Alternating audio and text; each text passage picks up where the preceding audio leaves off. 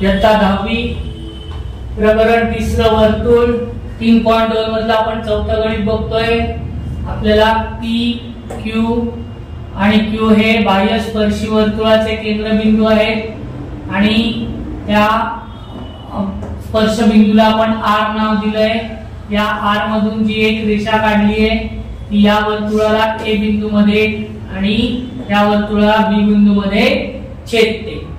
आपल्याला हे पक्ष दिलेलं आहे, साध्य आपल्याला सांगितलंय रेखा AP समांतर रेखा BQ, त्रिकोण APR आणि त्रिकोण RBQ हे दोन त्रिकोण समरूप आहेत हे आपल्याला सिद्ध करायचं आहे। आणि जर कोन PAR हा 35 अंशाचा असेल तर आपल्याला कोन RQB हा काढायचा आहे। हे आपल्याला साध्य झालं आहे। सिद्धता बघूया। प्रथम आपण काय बघूया, P केंद्र असलेल्या वर्तुळामध्ये काय आहे, त्रिकोण APR मध्ये काय दिलेलं आहे, बाजू AP एकरूप बाजू PR, बाजू AP बाजू एकरूप बाजू PR। का, राजा वर्तुळ आहे त्याच्या त्रिज्या आहे म्हणून त्या दोन्ही बाजू काय आहेत, एकरूप आहे म्हणून इथे आपण लिहिलं एकाच वर्तुळाच्या त्रिज्या। आता आपण 9वी मध्ये शिकलेलो आहे की जर त्रिकोणामध्ये दोन बाजू एकरूप असतील तर त्याच्या समोरचे कोन जे असतात ते एकरूप असतात, म्हणून कोन PRA आणि कोन PAR हे काय होणार आहे, एकरूप होणार आहे।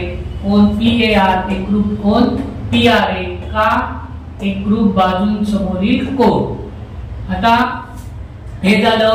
त्यानंतर कोन ART हा कोन आणि BRQ, QRB, PRA हा कोन आणि QRB हे दोन्ही कोन कसे आहेत तर परस्पर विरुद्ध कोन आहेत आणि परस्पर विरुद्ध कोन एकरूप असतात।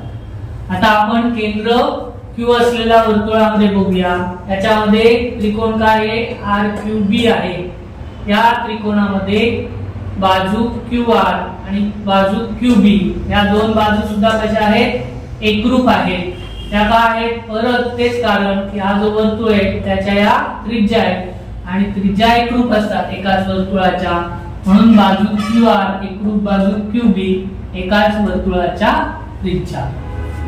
परत कोन QRB आणि कोन QBR हे दोन जे कोन आहे QRB आणि RBQ हे जे दोन कोन आहेत ते एकरूप होणार, कारण का ते काय आहेत, एकरूप बाजू समोर एक कोन आहे म्हणून ते सुद्धा एकरूप। कोन QRB एकरूप कोन RBQ एकाच बाजू समोरील कोन।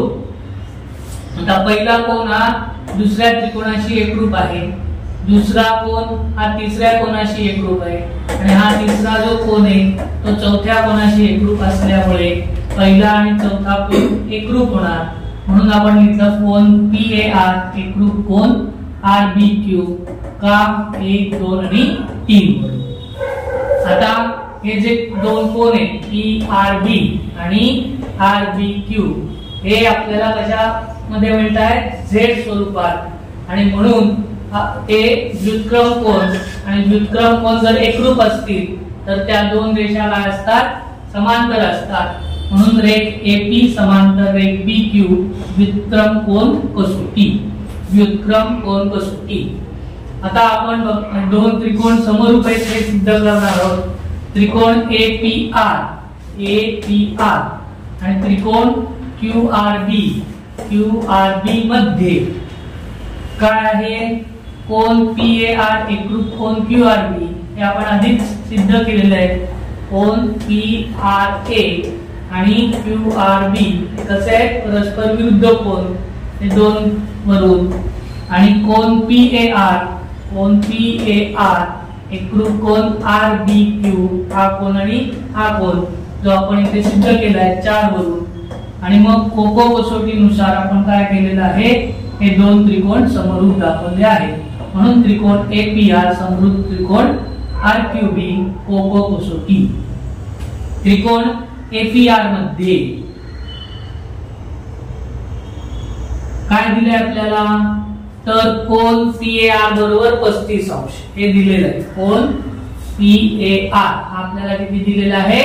35 अंशाचा दिलेला आहे. आपण सिद्ध केलेलं आहे की हे जे दोन त्रिकोणाचे हे जे दोन कोन आहेत PAR आणि PRA हे एकरूप आहेत. दोन वरून एक वरून मग एकरूप कोन मध्ये सारख्याच मापाचे म्हणून कोन RP हे 35 अंशाचा.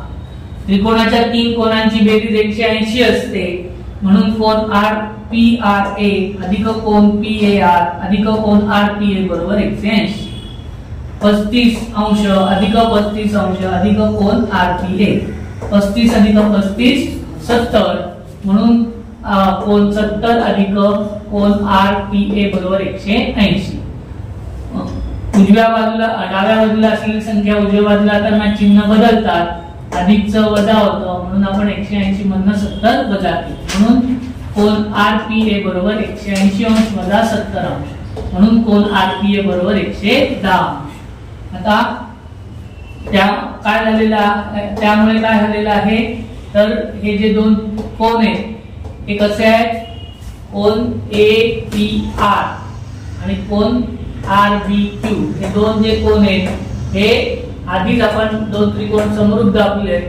समरूप म्हणजे संगत कोन आहेत आणि म्हणून ते एकरूप असतात म्हणून ते आपण लिहिलेलं आहे कोन RPA एकरूप कोन RQB समरूप त्रिकोणाचे संगत कोन म्हणून कोन RBQ बरोबर 110 अंश.